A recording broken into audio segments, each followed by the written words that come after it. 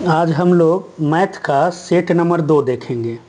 जिस तरीक़ा से पिछला सेट नंबर देखे थे जिसमें प्रश्नों की संख्या 5 रहा था, उसी प्रकार से आज जो है हम लोग सेट नंबर जो है 2 देखेंगे। इसमें प्रश्न की संख्या रहने वाला है 10 और सभी प्रश्न जो है आपके लिए दीर्घ उत्तरीय होगा, जो आपके 2026 बोर्ड परीक्षा में अति महत्वपूर्ण प्रश्न हैं। और ये जो 10 प्रश्न है, 10 प्रश्न आपका अलग अलग चैप्टर से संबंधित हैं। तो फिर आइए अब हम लोग जो है स्टार्ट करते हैं। बाद अब हम लोग देखते हैं। आइए फर्स्ट प्रश्न क्या कहता है, देखिए फर्स्ट प्रश्न आपका कहता है समांतर श्रेणी का है। इसमें कहा गया 8, 3, -2 के प्रथम 22 पदों का योग ज्ञात करना है। तो आप लोग जानते हैं कि सबसे पहले योगफल का आप फार्मूला जानते होंगे।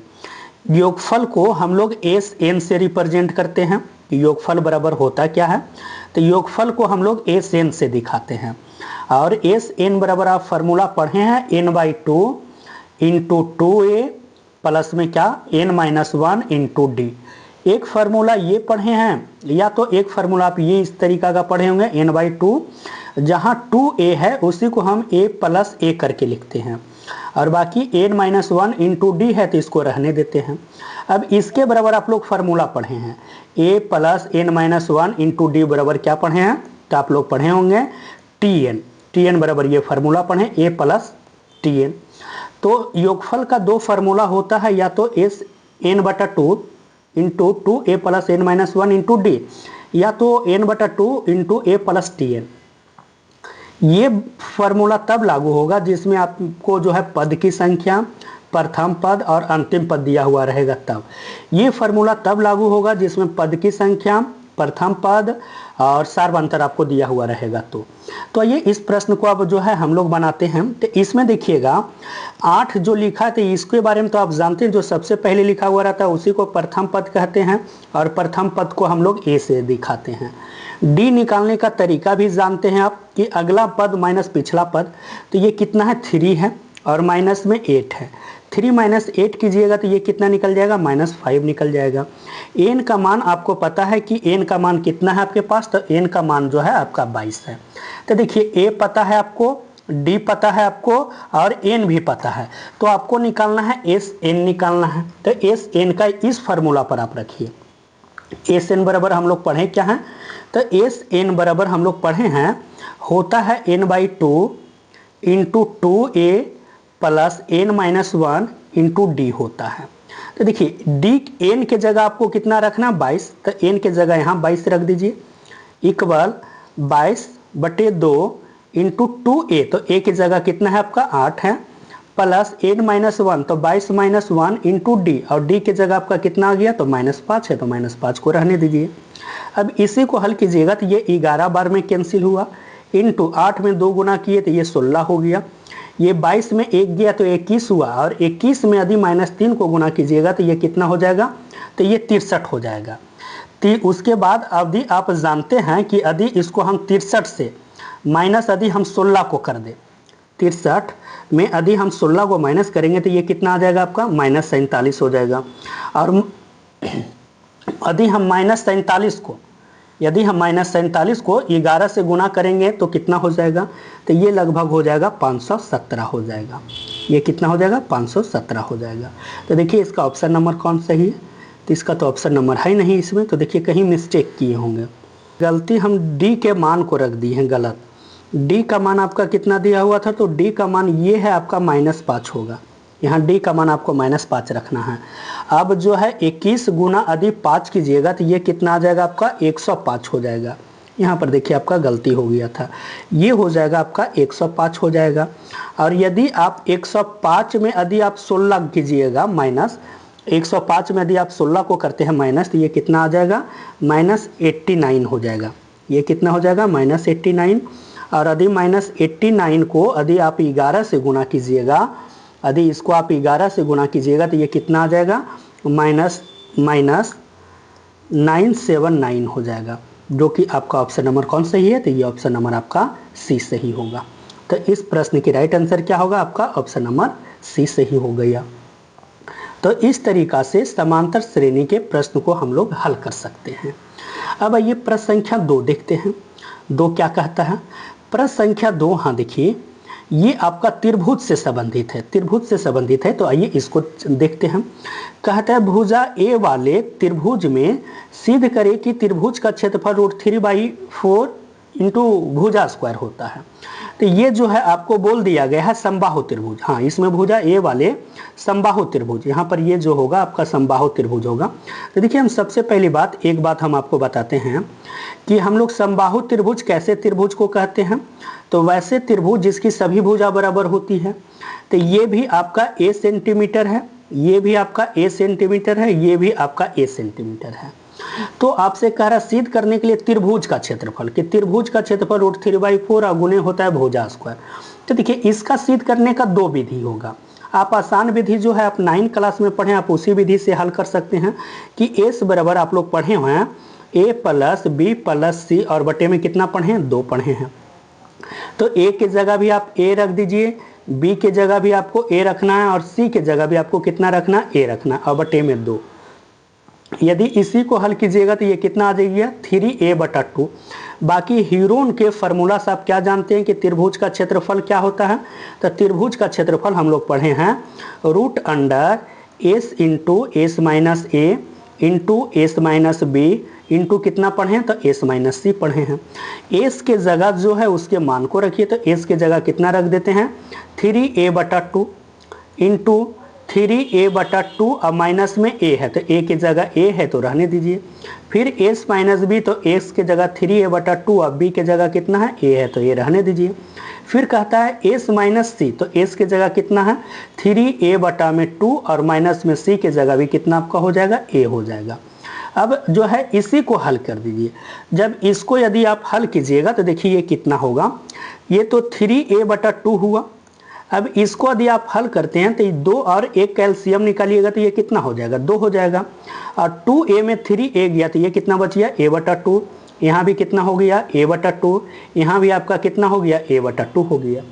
अब जब a/2 हो गया तो आप लोग जानते हैं रूट से बाहर निकालने का नियम क्या होता है, जिसका जोड़ा लगेगा उसको बाहर निकालते हैं। a/2 देखिए यहाँ है, a/2 यहाँ है, तो a/2 और गुने में a/2 जो है आपका निकल जाएगा बाहर। केवल बचा कितना √3, तो √3 को रहने दीजिए। तो a को a से गुना करेंगे तो कितना हो जाएगा a²। अब इसी को लिख दीजिए √3। a को a से गुना करेंगे तो a² और 2 को 2 से करेंगे तो ये कितना हो गया 4। अब ये देखिए बात आपका जो है प्रूफ हुआ, क्योंकि यही बात आपसे जो है प्रूफ करने के लिए कह रहा था। √3/4 और गुने कितना कह रहा था भुजा स्क्वायर कह रहा था। या तो इसी का बनाने का एक तरीका और है जो आप आसान विधि से आप बना सकते हैं। देखिए ये जो है हम आपको टाइप 2 दिखाते हैं। टाइप 2 कैसे आप बना सकते हैं, सबसे पहले जो है ना यहाँ से आप लंब खींच दीजिए। लंब खींचने कहने का मतलब ये D, और लंब जहाँ जाता है वहाँ कितना डिग्री का कोण बन जाता है, तो ये बना देता है 90 डिग्री का। अब ये टोटल भाग था आपका A, ये टोटल भाग आपका A था। यदि लंब डालेंगे तो ये कितना हो जाएगा a/2 हो जाएगा, और ये भी कितना हो जाएगा आपका, तो ये भी हो जाएगा आपका a/2 हो जाएगा, ये भी आपका a/2 हो जाएगा। अब देखिए हम त्रिभुज जो है ना इसमें चलते ADB में, त्रिभुज ADB में आपको पता है कि ये आपका आधार है, 90 डिग्री के सामने वाले क्या होता है कर्ण होता है। तो आपको निकालना क्या है, लंब निकालना है, मतलब AD निकाल दीजिए। तो AD बराबर आप क्या पढ़ें कि कर्ण का स्क्वायर और माइनस में क्या होता है आधार का स्क्वायर। तो कर्ण की जगह कितना है a², तो a² कीजिए। इसका आधार की जगह कितना है a/2, तो a² बटे में कितना हो जाएगा 4 हो जाएगा। यदि आप इसी को हल कीजिएगा तो 4a² में 3a² गया तो ये कितना बच गया a² जाएगा, तो 3a² बटे में 4। यदि इसको रूट से बाहर निकालिएगा तो ये कितना होगा √3 और a² का a होगा और 4 का कितना हो गया 2 हो गया। तो ये जो है आपका ऊंचाई AD निकल गया √3a/2। बाकी आप लोग जानते हैं त्रिभुज का क्षेत्रफल आप लोग क्या पढ़े हैं, तो त्रिभुज का क्षेत्रफल हम लोग जानते हैं कि त्रिभुज का क्षेत्रफल हम लोग पढ़े हैं 1/2 और गुने क्या पढ़े हैं आधार और गुने क्या पढ़े हैं ऊंचाई। तो 1/2 है तो 1/2 को रहने दीजिए। आधार के जगह इस त्रिभुज में देखिए ये जो होगा ना इसका आधार के जगह जो है आपको रखना पड़ेगा। इसका आधार जो है ना ये टोटल आपका काउंट होगा। ये त्रिभुज जो है आपको चलना पड़ेगा ना। फिर त्रिभुज का क्षेत्रफल जो हम निकाल रहे हैं ABC का टोटल का ना निकालना है। ABC का क्षेत्रफल तो टोटल का आधार कितना हो गया A हो गया। अब जब A हो गया अब इसी को आप हल कर दीजिए। अब इसका आंसर होगा √3 है तो √3 ए को ए से गुना किए तो ये कितना हो गया ए स्क्वायर, और 2 को 2 से गुना किए तो कितना हो गया 4, तो √3/4 और गुने कितना हो गया भुजा स्क्वायर।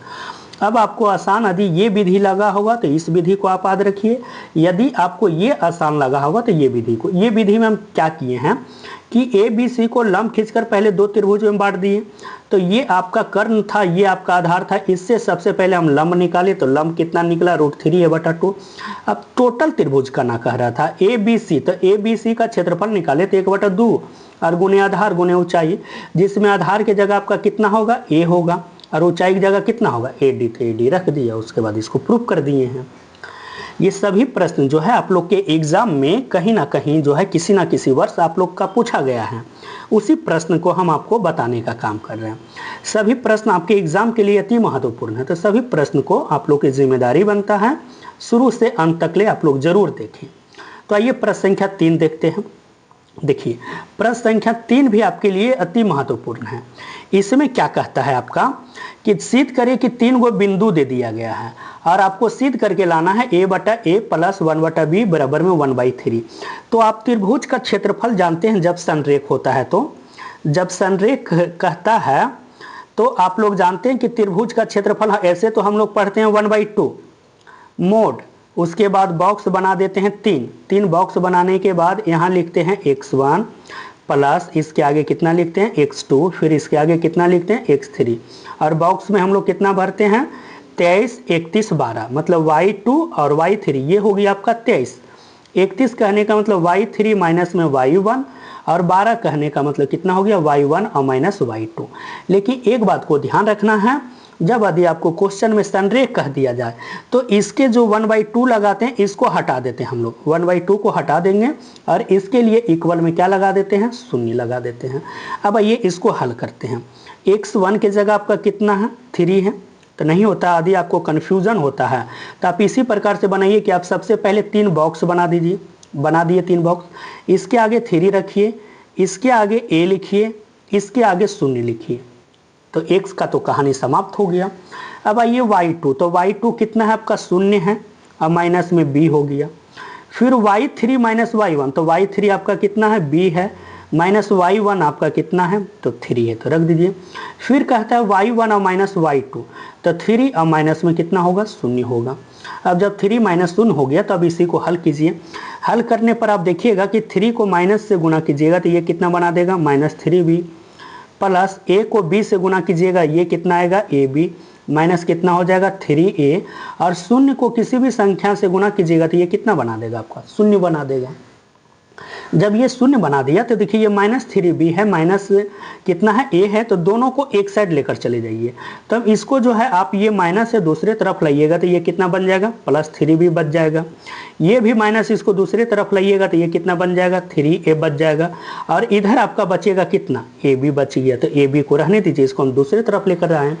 लेकिन आपसे प्रश्न में देखिए 1/a + 1/b इक्वल में 1/3 कह रहा था, तो इसके लाने के लिए आपको करना क्या पड़ेगा कि आप यहाँ पर लिख दीजिएगा कि दोनों तरफ जो है 3ab से भाग देने पर, जो भी प्रक्रिया मैथ में करते हैं वो दोनों तरफ करते हैं, तो 3ab से दे दीजिए भाग, इसको भी आप दे दीजिए 3ab से, इसको भी आप दे दीजिए 3ab से, इसको भी आप दे दीजिए 3ab से।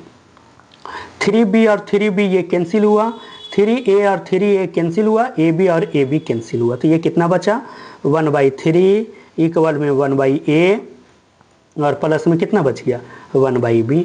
और यही बात जो है आपसे ये प्रूफ करने के लिए कहा जा रहा था। देखिए यही ना बात आपसे कह रहा था 1/a + 1/b इक्वल में कितना कह रहा था 1/3, तो 1/3 को हम लोग प्रूफ कर दिए। तो अब आइए प्रश्न संख्या जो है अब हम लोग 4 देखते हैं। 4 देखिए आपका जो है ना ये माध्य से संबंधित है, तो माध्य से ये संबंधित है, तो इसमें देखिए आपसे क्या कहता है। सबसे पहली बात कि नीचे दिए गए बंटन का समांतर माध्य, आपको माध्य दे दिया गया है 50 और इसमें लुप्त एक बारंबारता देखिए f है, इसी का बारे में आपसे कह रहा है कि इसका माध्य निकालिए। तो ये एग्जाम में जो है आपसे करीब 2 से 3 साल ये प्रश्न पूछा है। और माध्य का जब भी प्रश्न पूछता है तो बस इसी तरीका का प्रश्न आपसे एग्जाम में पूछेगा कि एक की बारंबारता गायब कर देगा और उसी बारंबारता का जो है आपको माध्य कहेगा, उसकी बारंबारता निकालने। लेकिन इस तरीका के प्रश्न में एक बात आपको ध्यान देना क्या है कि जब भी आपको जो है अज्ञात जो बारंबारता है उसको निकालने के लिए जब भी कहा जाएगा तो उसमें आपका माध्य का मान जरूर दे दिया जाएगा। तो आप भी जानते हैं कि माध्य बराबर आप लोग क्या पढ़े हैं, तो माध्य बराबर पढ़े हम लोग क्या पढ़े हैं, सिग्मा एफ एक्स और बटे में क्या पढ़े, सिग्मा एफ, यही ना पढ़े हैं। सिग्मा कहने का मतलब जोड़ और एफ कहने का मतलब बारंबारता, एक्स कहने का मतलब वर्ग चिन्ह। तो इसमें सबसे पहले आपको एफ एक्स निकालना पड़ेगा। तो आइए सबसे पहले हम लोग जो है एफ एक्स निकालने के लिए चलते हैं। तो एफ एक्स पहले निकालिए। तो देखिए उसके लिए करना क्या है, बारंबारता को ही एफ कहते हैं। इससे सबसे पहले आपको एक्स निकालना पड़ेगा। एक्स निकालने का तरीका हम आपको क्या सिखाएं कि जो वर्ग अंतराल है दोनों को प्लस कीजिए और उसको 2 से भागा दीजिए। जैसे 0 और 20 को जोड़िएगा तो कितना आएगा 20, 2 से भागा दीजिएगा कितना आएगा 10। 40 और 20 को जोड़िएगा तो ये कितना होगा 60 होगा, इसको 2 से भागा दीजिएगा ये कितना होगा 30 होगा। इसी प्रकार से ये 50 होगा और ये कितना होगा आपका 70 होगा और ये आपका कितना होगा 90 होगा। अब जब ये f निकाल लिए, x निकाल लिए हैं, f पता है, तो इससे आपको क्या निकालना है, f गुने x निकालना है। तो f गुने x कहने का मतलब क्या है कि आपको जो है दोनों को गुना कर करके लिखना है। f गुने x कहने का मतलब दोनों को आपको गुना करके लिखना है। तो आइए जो है अब हम लोग इसको गुना करते हैं। गुना करने के लिए जानते हैं कि 70 में 10 को गुना किया जाए तो ये कितना होगा, तो 70 को 10 से गुना किया जाए तो ये कितना हो गया 170। यदि 30 को f से गुना किया जाए तो ये कितना होगा 30f हो जाएगा। यदि 32 को हम लोग 50 से गुना करेंगे तो ये कितना हो जाएगा, तो ये हो जाएगा आपका 1600।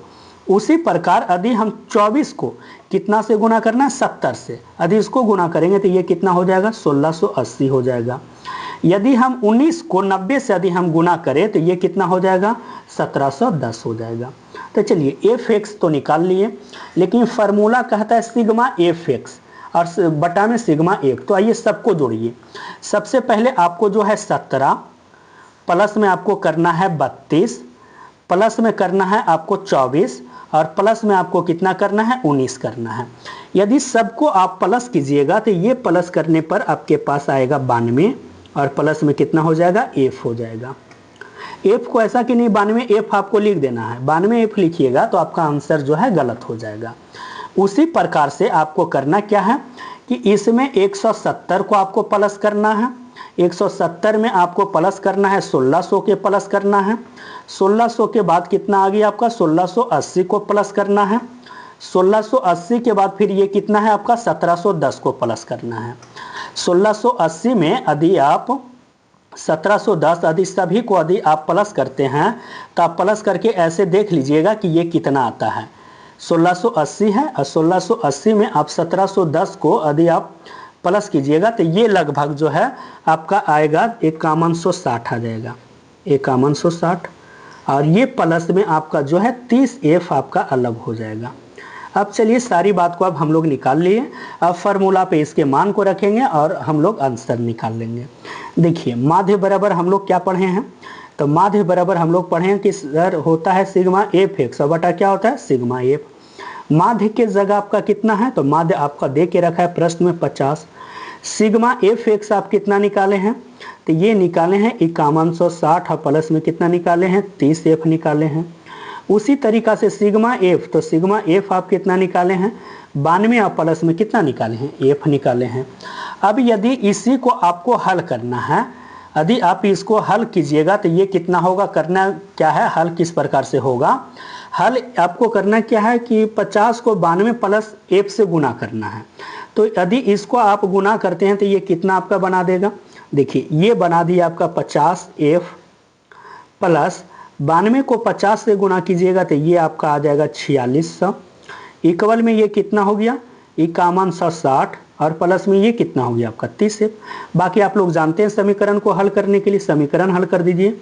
ये प्लस है तो इधर आके ये क्या हो जाएगा, तो ये हो गया आपका माइनस में 20f हो गया। अब ये है 5160 है। अब 5160 यदि ये जो है आपका ये प्लस में है तो दूसरे तरफ जाएगा तो ये क्या बना देगा, आपका माइनस बना देगा। इसमें आपको जो है माइनस कितना हो जाएगा, 4600। अब जब 4600 को यदि आप 5160 में माइनस कीजिएगा तो ये कितना आएगा, तो ये आपका आ जाएगा 560 हो जाएगा। 30 में ये यदि माइनस करते हैं ना तो ये आपका आ जाएगा 560 हो जाएगा। और 20f में 30f को यदि आप 20f 50 में 20 को माइनस करते हैं तो ये कितना आ जाएगा, आपका 30f आ जाएगा। ये शून्य से शून्य कंप्लीट। f का मान आपका कितना आ गया, 56 में कितना हो गया, 3 हो गया। अब जब 56 में 3 हो गया तो 56 से आप क्या कर दीजिए कि 3 को भागा दे दीजिए तो ये लगभग में कितना आ जाएगा, आपका 18.66 आ जाएगा। ये हो जाएगा आपका आंसर हो जाएगा। अब आप खुद समझिए, इसी तरीका का जब भी यदि आपसे एग्ज़ाम होगा तो एग्ज़ाम में जब भी आपसे माध्य पूछेगा 5 नंबर का तो इसी तरीका से, जिसमें आपसे जो है एक अज्ञात बारंबारता दे दिया रहेगा, उसमें माध्य का मान दे देगा और आपसे कहेगा जो अज्ञात बारंबारता है उसके मान को निकालिए। तो इस तरीका से हाँ, यदि इसको आपको जांच करना है तो करना क्या है, आपको f के जगह 18.66 आप रख दीजिए और उसी को हल करके आप देख लीजिए तो उसका आंसर 50 आ जाएगा। बाकी आप लोग खुद चेक करके देखिएगा। अब आइए प्रश्न संख्या जो है 5 देखते हैं। प्रश्न संख्या 5 में आपसे कहता क्या है, प्रश्न संख्या 5 जो है आपका हाइट एंड डिस्टेंस का है। हाइट एंड डिस्टेंस में कहता है 20 मीटर ऊंचे मीनार पर एक ध्वज दंड है। तो ये हम सबसे पहले आपको डायग्राम से समझाते हैं। डायग्राम से क्या है कि मानिए कि ये 20 मीटर ऊंचा है, ये 20 मीटर ऊंचा है और ये जो है आपका मीनार है। इस मीनार के ऊपर कहता है एक ध्वज दंड है। मानिए ये आपका ध्वज दंड है, ये जो है आपका ध्वज दंड है।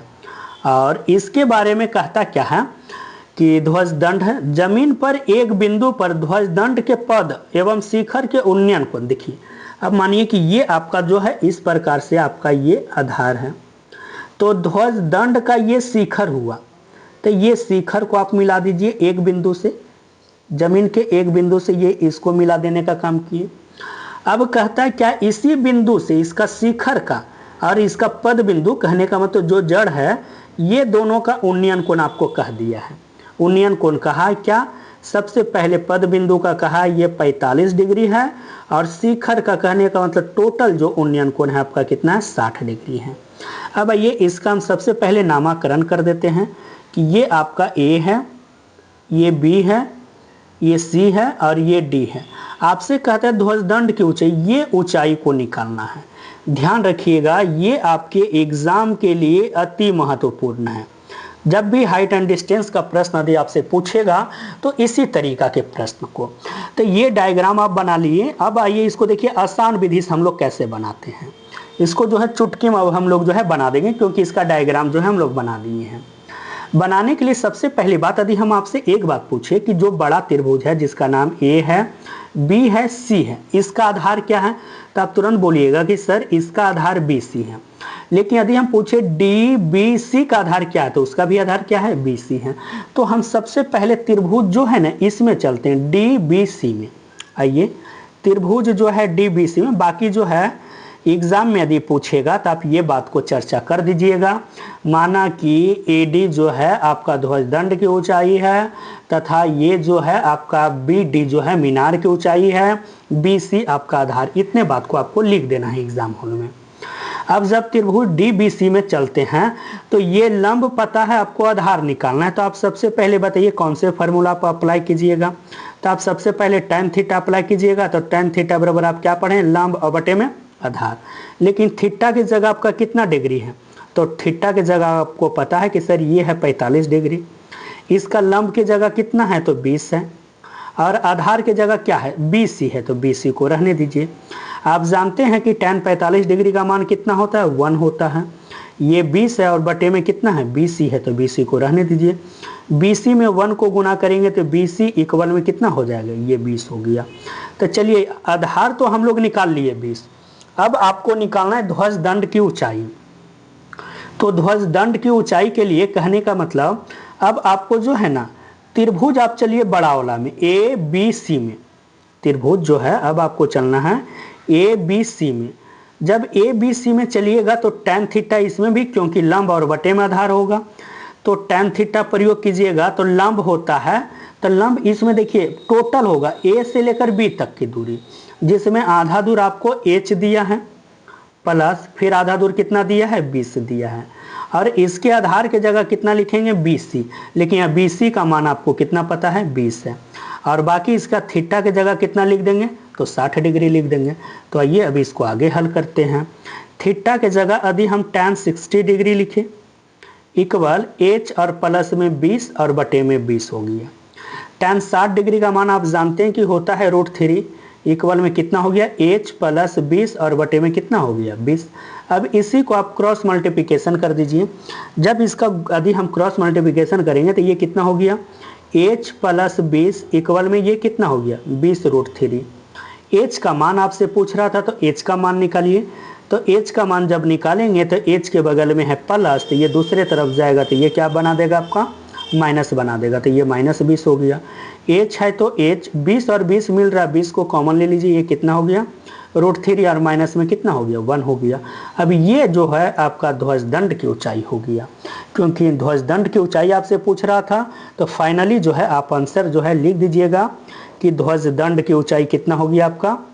ध्वजदंड की ऊंचाई आप माने थे h मीटर था, h मीटर होगा तो मीटर में आप लिखिएगा, सेंटीमीटर में होगा तो सेंटीमीटर में, और h का मान आप कितना निकाल दिए हैं 20 इंटू √3 और माइनस में कितना 1, ये हो गया आपका आंसर। तो अब जो है ये भी प्रश्न आपके एग्जाम के लिए अति महत्वपूर्ण है, तो इसको आप जो है बारीकी से समझिएगा। ये होता है आपका 5वां नंबर समाप्त होता है। और यदि आपसे कोई भी प्रश्न बनने लायक हो तो सबसे पहले आप लोग वीडियो को पोस्ट करके आप जो है खुद से उसको सबसे पहले जो है बनाने का ट्राई कीजिए कोशिश, उसके बाद जब नहीं बनता है तब फिर स्टार्ट करके फिर से वीडियो को उसके बाद आप लोग देखिए। तो ये था प्रश्न संख्या 5। आइए प्रश्न संख्या 6 देखते हैं। 6 जो आप लोग को अधिकतर बार परेशान रहते हैं ग्राफ से, इसी कारण से ग्राफ को भी इसमें हम शामिल कर लिए हैं। फिर से एक प्रश्न को, ये प्रश्न आपके एग्जाम के लिए ये डिटो डाटा तक आपका चेंज नहीं होगा। यदि एग्जामिनर का बिहार बोर्ड जो है का एग्जामिनर का ये फेवरेट क्वेश्चन है, इसका आंसर आपको एकदम डायरेक्ट याद रख लेना है, अन्यथा इसके ग्राफ को भी हम आपको सिखाते हैं कि कैसे बनता है। तो ग्राफ के लिए हम आपको सबसे पहले 2 बात सिखाए थे कि ग्राफ कैसे बनता है। तो हम आपको सिखाए थे कि जो भी ग्राफ में आपको दिया हुआ रहेगा 2 समीकरण, देखिए कुछ विद्यार्थी तो पिछले वीडियो में कमेंट किए कि सर अच्छे ढंग से समझ गए, लेकिन फिर भी कुछ विद्यार्थी को परेशानी था ग्राफ में, तो देखिए इस वीडियो के माध्यम से आप लोग को क्लियर होगा। सबसे पहले 2 समीकरण दिया हुआ रहेगा, तो सबसे पहले आप लोग का काम होगा दोनों का नामकरण दे दीजिए। समीकरण 1 और कितना कर दीजिए समीकरण 2 कर दीजिए।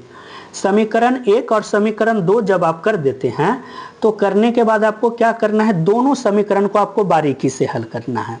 तो सबसे पहले समीकरण 1 को लेकर चलिए। समीकरण 1 से हम ग्राफ बनाने के लिए हम आपको सिखाएं कि सबसे पहले x को अकेले छोड़िए या तो y को अकेले छोड़िए। तो ऐसा करते हैं, हम x को ही अकेले छोड़ते हैं। अकेले कहने का मतलब x के बगल में कोई भी संख्या नहीं होनी चाहिए। तो ये प्लस में 3y था, तो ये इधर जाके क्या हो गया -3y हो गया। और जब इस प्रकार से कर देते हैं तो इसके लिए हम लोग क्या बना देते हैं, 2 बॉक्स बना देते हैं। 2 बॉक्स, उसके लिए 1 बॉक्स एक्स्ट्रा बना दीजिएगा, 3 बॉक्स बना दीजिएगा। अब तीनों बॉक्स में हम लोग क्या लिखते हैं वो बात को आपको ध्यान देना है। एक में लिखते हैं x, दूसरा में लिखते हैं y, और तीसरा में क्या लिखते हैं x, y। तो ये y के जगह आप कुछ भी संख्या को रखिए। तो y के जगह आप रख रहे हैं, क्योंकि इधर y है तो y वाले बॉक्स में आपको रखना है, 0 रखे। तो 3 में गुना होगा 0, तो ये 0 हुआ, और 6 चला जाएगा तो ये कितना होगा 6 ही बचेगा। अब दोनों को सम्मिलित रूप से रखिए, 6 और कॉमा कितना हुआ 0 हुआ। फिर से आप y की जगह कोई भी एक मान को रखिए, आप इसको हल करके भी देख सकते हैं, अन्यथा आप जो है माइंड में कैलकुलेट कर लीजिए। जैसे 1 रख रहे हैं तो 6 - 3 हुआ, 6 में 3 जाएगा कितना बचेगा 3। तो आप जो है y के जगह 1 रखें तो y वाले में 1 रखिए। ये किसके बराबर निकला, तो x के बराबर निकला, तो x में रखिए 3। तो ये कितना हो गया 3, 1 हो गया। ये समीकरण 1 की कहानी था। उसी प्रकार से आप समीकरण 2 को भी हल करिए। समीकरण 2 जो है, जिस प्रकार से समीकरण 1 को हल किए उसी प्रकार से आपको समीकरण 2 को हल करना है। तो अब आइए समीकरण 2 से चलते हैं। समीकरण 2 से आपसे लिखा हुआ क्या है, 2x - 4y इक्वल में 12 लिखा हुआ है। देखिए इसको जो है वही इतना ही ना लिखा हुआ है। हाँ, इसको भी आप आसानी विधि से बना सकते हैं। आसानी विधि कहने का मतलब क्या है, 2 देखिए कॉमन हो रहा है ना, तो 2 को आप ले लीजिए कॉमन, तो x - 2y हुआ इक्वल में 12 हुआ। ये कैंसिल हो गया तो इसको कैंसिल कर दीजिए 6 बार में, तो ये कितना बचा, x - 2y इक्वल में 6। अब x का मान निकालिएगा तो x बराबर कितना हो गया, 6 और प्लस में कितना हो गया, 2y हो गया। अब इसके लिए भी आप 3 बॉक्स बना दीजिए जिस प्रकार से उसमें आप हल किए थे। जब 3 बॉक्स बना देंगे, तीनों में हम आपको तरीका सिखाएं कि क्या क्या भरना है। एक में x, दूसरा में y और तीसरा में क्या डालना है, x, y। अब y की जगह आप अपने मन से कुछ भी रखिए, तो y की जगह शून्य रखते हैं। जब शून्य रखेंगे तो ये कितना, देखिए हम आपको हल करके ही दिखा देते हैं। 6 × 0 इक्वल में, ये 2 में 0 करेंगे, 2 नहीं कर दीजिएगा, ये होता है 0 और 0 में 6 को प्लस करेंगे, ये कितना हो जाएगा 6। तो इसका आंसर कितना निकलिए 6 और फाइनली लिख दीजिए 6,0। अब उसी प्रकार से y के जगह इसी में आपको रखना, y के जगह आप जो है कुछ भी रखिए। तो चलिए यदि 1 रखते हैं तो 6 2 8 हो जाएगा, लंबा हो जाएगा। आपके पास ऑप्शन माइनस में भी रखने का है तो -1 रख दीजिए। जब -1 रखेंगे तो ये बन जाएगा -2 और ये जब 6 में से -2 जाएगा तो ये कितना बच गया, 4 बचेगा। अब लिख दीजिए 4, -1 रख देने के बाद अब जब इतना दूर तक खींच लेते हैं तो अधिकतर विद्यार्थी का प्रॉब्लम रहता है कि सर ग्राफ खींचने में परेशानी होता है। तो ये ग्राफ को जो है आपको बारीकी से फिर से सिखाते हैं कि ग्राफ कैसे खींचना है। ग्राफ खींचने के लिए हम बताएं कि इसको x अक्ष बना दीजिए, इसको y अक्ष बना दीजिए। ये जब x उधर लिखे तो इसको x डैश बना दीजिए, इसको y डैश बना दीजिए। जहाँ x अक्ष y अक्ष कट करता है उसी को क्या कहते हैं, मूल बिंदु। अब इसमें देख लीजिए दोनों समीकरण का अधिकतर मान कितना है, तो दोनों में देखिएगा 6 है। तो 6 है तो इसमें से जो है आप अधिकतम मान 6 तक ले ही रखना है। एक सब तक ले जो है आपको 6 तक ले ही काउंट कर देना है।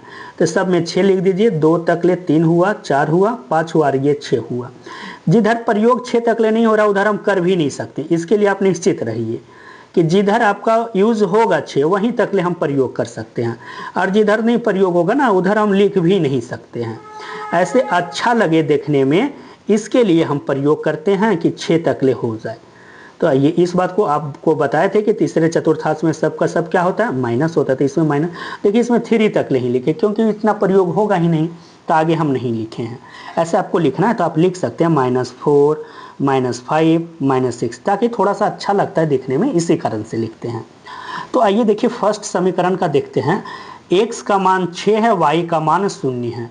तो x का मान जब 6 देख रहे हैं तो देखिए 6 तो यहीं पर है, और हम आपको बताए हैं कि यदि आपसे कहा जाए ग्राफ में रखने के लिए कि आप 3,0 को रखिए, तो x का मान 3 है तो केवल 3 पर गोल कीजिएगा। यदि आपसे बोले कि 7,0 तो केवल 7 जहाँ रहेगा वहीं गोल कर देना है। यदि बोले कि 0,2 पर रखिए तो x का मान तो 0 है, y का मान 2 है ना, तो जहाँ y में देखिएगा ढूंढ लीजिएगा कि 2 कहाँ है, तो इसी पर गोल कर देते हैं। लेकिन इस क्वेश्चन में जो है 6,0 आपसे कहा है। जब 6,0 कहा है तो x में जो है आप 6 को ढूंढ लीजिए। तो x में 6 को जब ढूंढे तो यहीं पर हो गया। अब आइए दूसरा बिंदु क्या कहता है, 3,1, x का मान देखिए 3 है और y का मान कितना है, 1 है। तो दोनों के आमने सामने ला दीजिए, और जहाँ घूरता है टर्निंग होता है वहीं पर आप गोल कर दीजिए। गोल कर देने के बाद आपको करना क्या है, सबसे पहले दोनों डॉट को आप मिला दीजिए और थोड़ा सा इसको आगे खींच दीजिए और थोड़ा सा आगे इसको खींच दीजिए। ये जो समीकरण का आप ग्राफ खींचे हैं ज़्यादा से ज़्यादा आप उसका नाम लिख सकते हैं। समीकरण का नाम क्या था वो देखिए, तो x + 3y बराबर में 6 था। तो ये बात को आप लिख सकते हैं, x + 3y इक्वल में 6। अब आइए दूसरे ग्राफ को इसका खींचते हैं। दूसरा ग्राफ कहता है x का मान 6, y का 0, तो ये भी तो यहीं पर होगा गोल। दूसरा बात, x का मान 4 है तो 4 तो यहाँ है, y का मान -1 तो y का मान -1 यहाँ है। तो ये देखिए दोनों यहाँ टर्निंग हुआ तो यहाँ पर कर दीजिए। एक गोल ये था, एक गोल ये था, दोनों को मिला दीजिए। थोड़ा सा आगे इसको बढ़ा दीजिए और थोड़ा सा आगे जो है इसको अक्ष को कटवा के इसको बढ़ा दीजिए।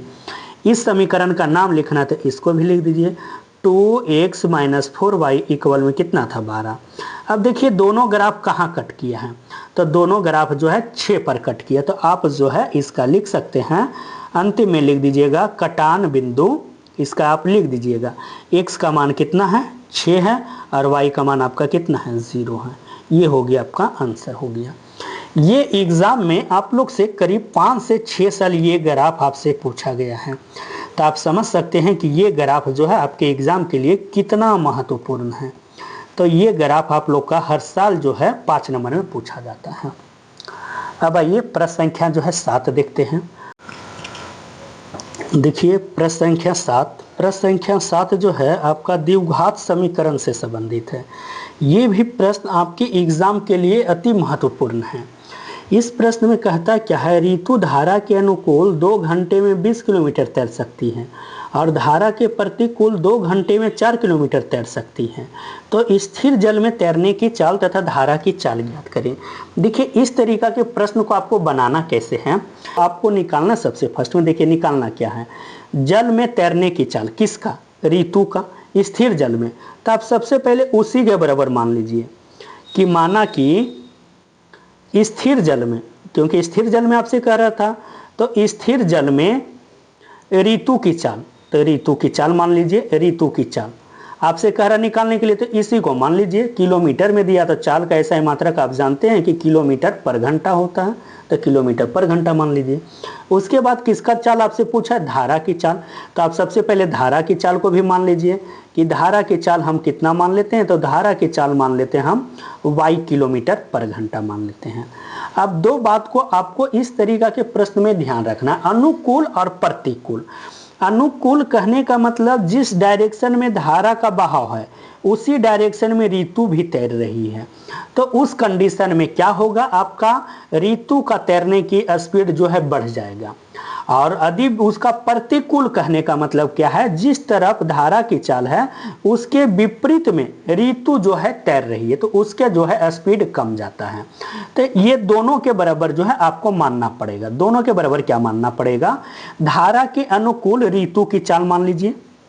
सबसे पहले धारा के अनुकूल, क्योंकि अनुकूल आपसे कह रहा था, धारा के अनुकूल मान लीजिए कि धारा के अनुकूल ऋतु की चाल, सबसे पहली बात ऋतु की चाल।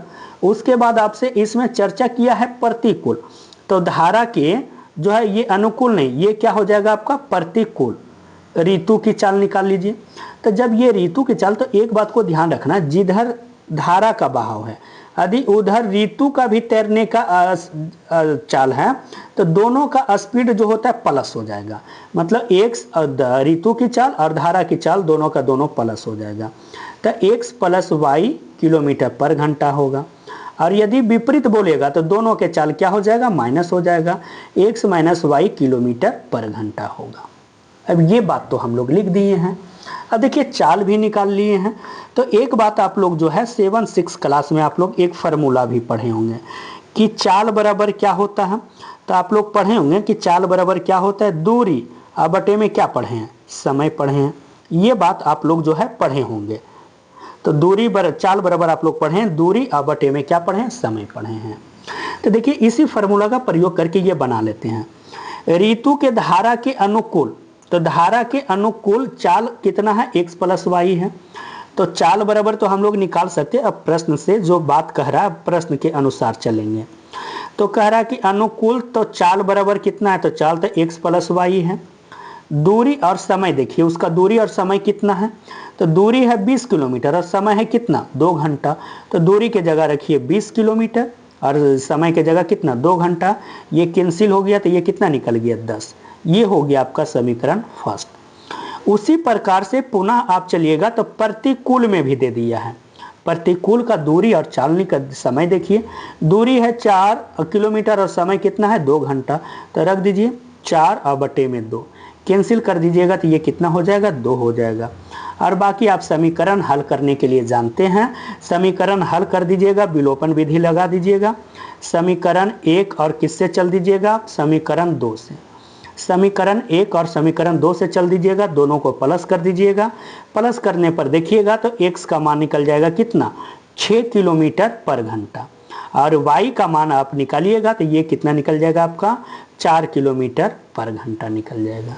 तो ये आप फाइनली जो है इसके चाल को क्या माने थे, x किसके चाल को माने थे, तो स्थिर जल में ऋतु की चाल x किलोमीटर हो गया, और y आप किसके माने थे, तो धारा की चाल y किलोमीटर पर घंटा निकल गया आपका आंसर।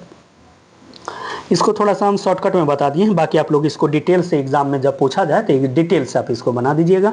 देखिए हम यहाँ समीकरण को भी हल नहीं किए हैं, डायरेक्ट हम आपको आंसर निकाल दिए हैं। अब आइए प्रश्न संख्या जो है 8 देखते हैं। ये देखिए त्रिकोणमिति का सबसे जो है विद्यार्थी लोग के लिए टफ क्वेश्चन है, ये सबसे अधिक टफ है, और जबकि ये एग्जाम में 2 से 3 साल ये प्रश्न पूछा गया आप लोग से है। टफ कहने का मतलब इसलिए है क्योंकि ये टैन कॉट के रूप में है। तो आज कीजिए हम त्रिकोणमिति के जब भी प्रश्न हम आपको सिखा रहे तो 2 ही बात हम आपको सिखा रहे हैं कि जब भी यदि त्रिकोणमिति में टैन और कॉट रहे तो आप सबसे पहले उसको साइन और कॉस में बदलिए। साइन कॉस में बदलने का तरीका भी हम आपको सिखाएं कि टैन थीटा बराबर आप क्या पढ़े हैं, तो टैन थीटा बराबर पढ़े हैं साइन थीटा बटे में क्या पढ़े हैं, कॉस थीटा। और यदि आपसे पूछ लिया जाए कि कॉट थीटा बराबर क्या होता है, तो इसके बराबर आप लोग क्या पढ़े, इसी का उल्टा कॉस थीटा बटे में क्या पढ़े हैं, तो साइन थीटा पढ़े हैं। अब दोनों के मान को आप केवल रख दीजिए। देखिए टैन थीटा था तो टैन थीटा बराबर क्या फॉर्मूला पढ़े आप, साइन थीटा, और बटे में क्या पढ़े हैं, कॉस थीटा। केवल सभी को आपको साइन और कॉस में बदलिएगा। ये देखिए प्रश्न आप बारीकी से देखिएगा, अधिकतर विद्यार्थी के लिए ये प्रश्न जो है बहुत जो है टफ का रहता है। तो टफ नहीं है, केवल फार्मूला 2 फार्मूला लागू होता है जिसके कारण से आप लोग के लिए ये टफ हो जाता है, बाकी वैसा कुछ है ही नहीं। देखिए चुटकी में बनने वाला प्रश्न है। सबसे पहला काम आप ध्यान रखिए, कॉट को भी हम कॉट और टैन को हम किस में बदले हैं, तो साइन और कॉस में बदले हैं। ये कॉस थीटा बटे में कितना, साइन थीटा। उसी प्रकार से इसको भी लिखिए तो इसको भी कितना लिखे हैं, साइन थीटा बटे में कितना लिखे हैं, कॉस थीटा। ये बात जब यदि हम लिखे हैं, अब लिखने के बाद आप इसमें पहला दूसरा का नियम लगाइए, भिन्न का घटाव भिन्न का जोड़ आप जानते हैं, तो बस वही नियम इसमें लगाइए ना, बाकी ये तो ये बन जाएगा। ऊपर में जिस प्रकार से लिखा हुआ उसको रहने दीजिए, साइन थीटा और बटे में कितना रखिए, कॉस थीटा। अब बाकी ये बटा में है तो इसको बटा में जो ये जैसे बटा था उसी प्रकार से ये बटा दिए। अब 1 और साइन थीटा का आप एलसीएम निकालिए तो ये कितना निकलेगा, साइन थीटा। अब ये यहाँ कितना हो जाएगा, तो ये हो जाएगा आपका साइन थीटा माइनस में कितना हो जाएगा, कॉस थीटा। प्लस है तो प्लस को रहने दीजिए। ये उसी प्रकार से इसको भी आप निकालिए तो कॉस थीटा बटे में कितना हो जाएगा, तो ये हो जाएगा आपका साइन थीटा। उसी प्रकार से निकालिए, बटा है तो रहने दीजिए। ये होगी आपका कॉस थीटा और यहाँ कितना हो जाएगा, कॉस थीटा माइनस में कितना, साइन थीटा। बाकी आप एक नियम और जानते हैं, एक नियम जानते क्या है आप, कि सर जो चौथा पद होता है वो सबसे फर्स्ट में चला जाता है। तो देखिए पहला दूसरा तीसरा चौथा ये सबसे ऊपर में जाएगा, साइन पहले से है तो ये क्या बन जाएगा, साइन स्क्वायर थीटा। और बटा में कितना आपका है, कॉस थीटा रह जाएगा, और बटे में कितना है, साइन थीटा माइनस में कॉस थीटा। तो ये उसी प्रकार से रह जाएगा, साइन थीटा माइनस में कितना हो जाएगा, कॉस थीटा। अब ये जिस प्रकार से प्लस है तो प्लस रहने दीजिए। ये भी देखिए चौथा पद है, ये भी चला जाएगा ऊपर, तो ये कितना हो जाएगा, कॉस स्क्वायर थीटा। स्पेस नहीं, थोड़ा सा हम यहीं लिख देते हैं, तो ये कितना बच जाएगा आपका, साइन थीटा इंटू में कितना, कॉस थीटा माइनस में कितना, साइन थीटा। स्पेस नहीं रहने का हम इसको यहीं लिख दिए हैं। आइए अब हम नीचे जो है इसको डिटेल से लिखते हैं। लिख देने के बाद देखिए एक बात को अब हम आपको यहाँ पर आपको समझना है, यहीं के बाद जो है विद्यार्थी लोग को ये टफ लगता है, यहाँ तक ले आप आसानी विधि समझ गए होंगे। इसके बाद देखिए आपको परेशान करेगा।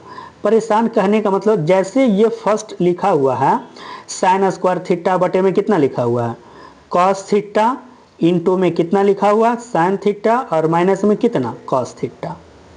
अब ये देखिए आपका प्लस है तो प्लस रहने देखते हैं, ये जिस प्रकार से लिखा हुआ उसी प्रकार से लिखते हैं। कॉस स्क्वायर थीटा बटा में कितना है, साइन थीटा, इंटू में कितना। यहाँ हम देखिए थोड़ा सा चेंजिंग करते हैं। चेंजिंग करने का मतलब क्या है, इस बात को आप समझिएगा।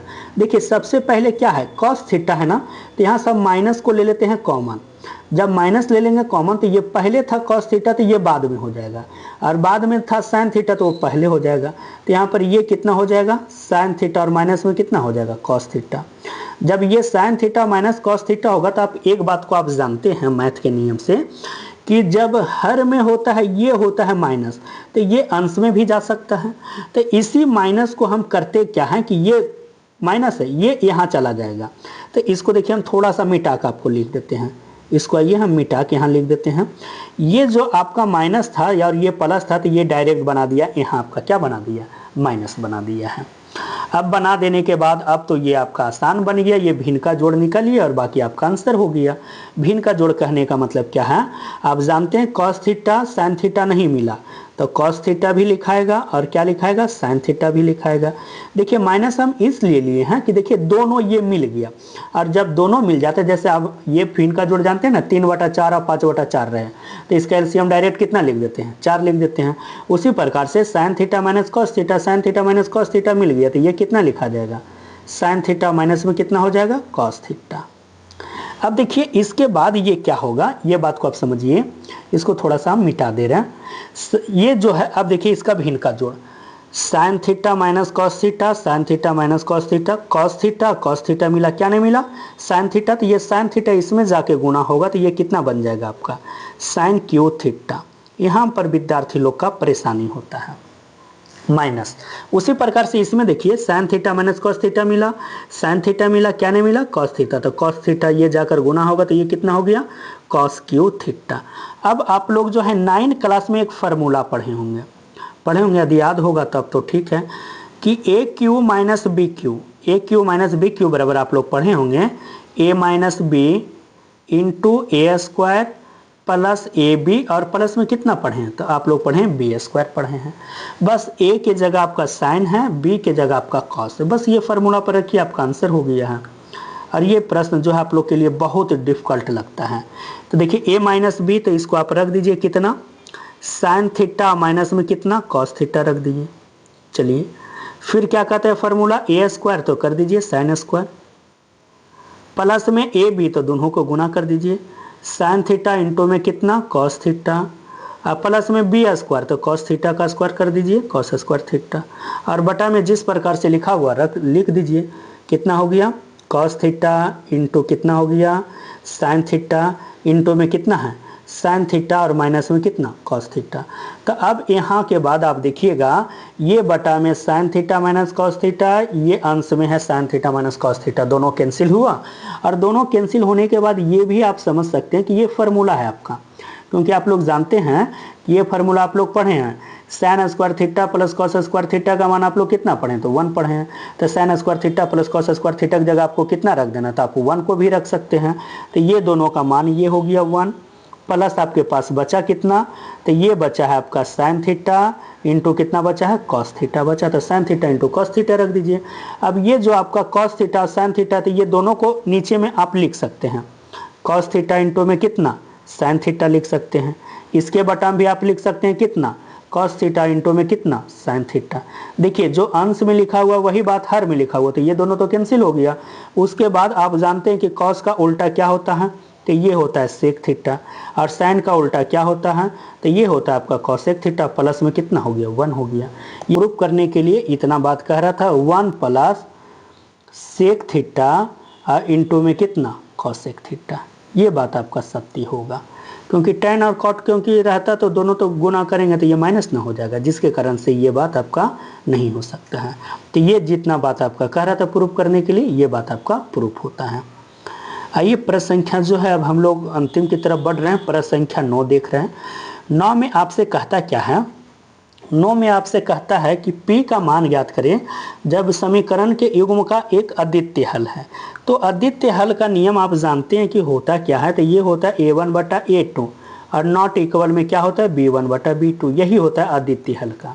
A1 के जगह 4 रखिए, A2 के जगह 2 रखिए, नॉट इक्वल B1 के जगह P रखिए, और कितना B2 के जगह 2 रख दीजिए। ये 2 से 2 कैंसिल हो गया, इसका मतलब ये कितना बचा, P नॉट इक्वल 4, जिसके कारण से इस प्रश्न की राइट आंसर आपका क्या हो जाएगा, ऑप्शन नंबर बी हो जाएगा। ऐसा नहीं कि आप P = 4 कर दीजिएगा। तो ये प्रश्न संख्या 9 था।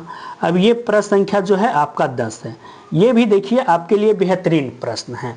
इस प्रश्न में आपसे कहा क्या है कि 22 सेंटीमीटर किनारे वाले एक घन को पिघलाकर 7 सेंटीमीटर लंबा, देखिए मुख्य रूप से आपसे कह रहा है क्या कि आपका जो है सबसे पहले इस रूप में था, ये है आपका घन, आपका जो है सबसे पहले इस रूप में था, इसको पिघलाकर एगो बेलन के रूप में इस रूप में ढाल दिया है।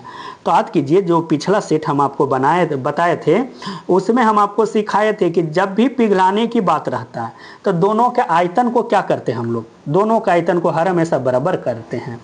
तो घन का आयतन बराबर आप क्या जानते हैं कि ये होता है भुजा का क्यू, और बेलन का आयतन बराबर आप क्या जानते हैं पाई आर स्क्वायर एच होता है। भुजा की जगह ये दे दिया गया 22, तो 22 का क्यू कीजिए, पाई का मान जानते हैं 22/7, और देखिए इसकी यदि त्रिज्या दिया होगा तब तो ठीक है, क्या दिया है 7 सेंटीमीटर लंबा। त्रिज्या ज्ञात करना है, त्रिज्या आपको नहीं पता तो त्रिज्या के जगह आर ही रहने दीजिए, आर स्क्वायर, और त्रिज्या के ऊंचाई के जगह आपको दे दिया गया 7।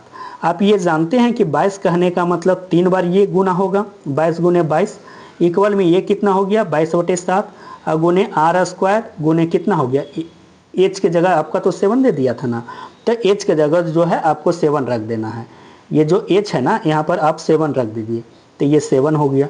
ये 7 से 7 कैंसिल कीजिए, 1 22 से 1 22 कैंसिल कीजिए, आर स्क्वायर है तो आर यदि स्क्वायर हटेगा तो ये कितना है 22 गुने 22 है, यदि रूट से बाहर निकलेगा तो ये कितना होगा 22 सेंटीमीटर में दिया होगा, तो 22 सेंटीमीटर।